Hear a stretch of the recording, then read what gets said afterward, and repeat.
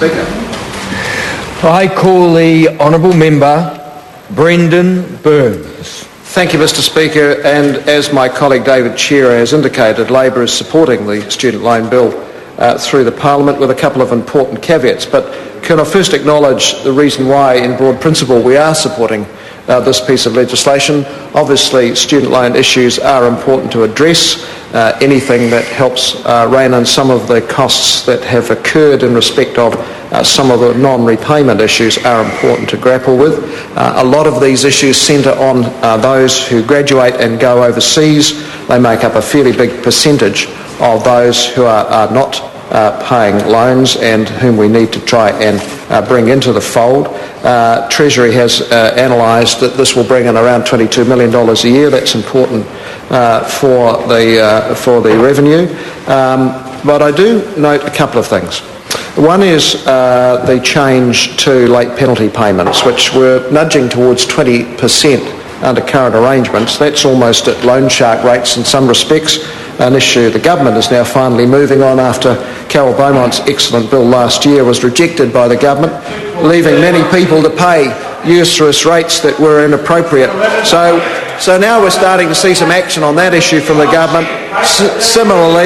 Similarly, we've got now the government proposing that the interest rate that students pay on late payment drop back to around half the rate that they were, down to 10.6 or even 8.6 if they enter into instalment arrangements. And obviously those are going to be much easier with the electronic processing that's at the heart of this bill. So that's a step forward.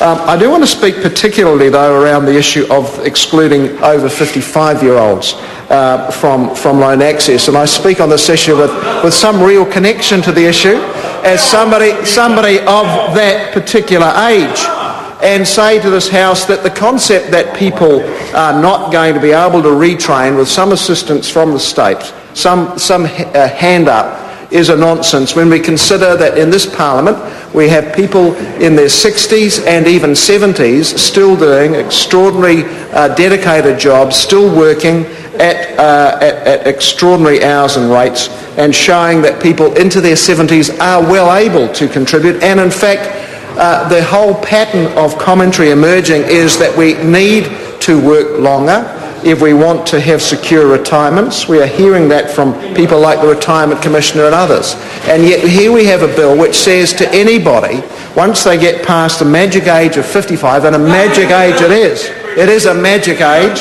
it is actually, the situation is that over 55s are excluded from...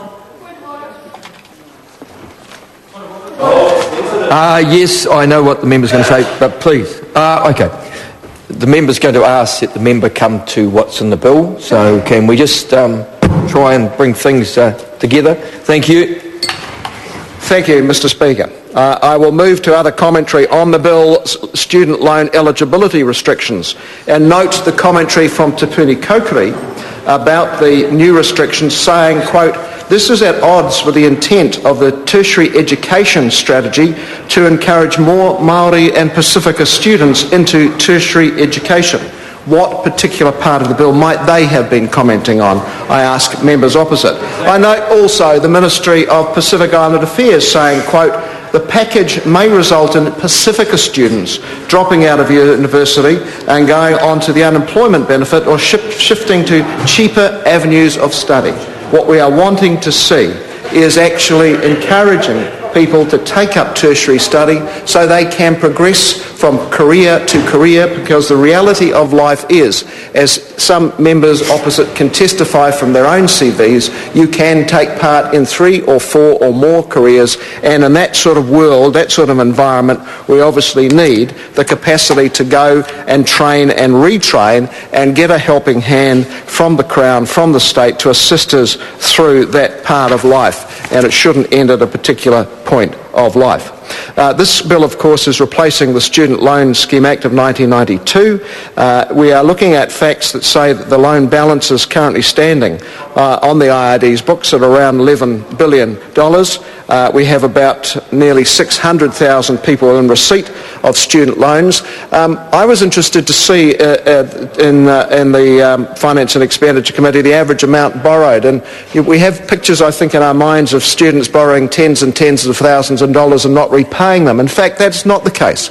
As we heard from the IRD, the average amount borrowed is actually under $7,000. The average amount borrowed on a student loan is actually under $7,000. And the repayment time for those who actually left in 2006 was around 4.6 years. So the timeframes are actually quite modest. The amounts are quite modest, but cumulatively, obviously, we are talking very serious amounts, currently around $11 billion, projected to go to about $15 billion in the next 4 or 5 years. And obviously that's at the heart of this bill, to allow former students with student loans, some of them, many of them overseas, to tap into payment systems electronically and pay back their debts at a time when often they are earning good money overseas. That's at the heart of the bill. That is why Labor is supporting the broad passage of this bill to the Parliament. Thank you, Mr. Speaker.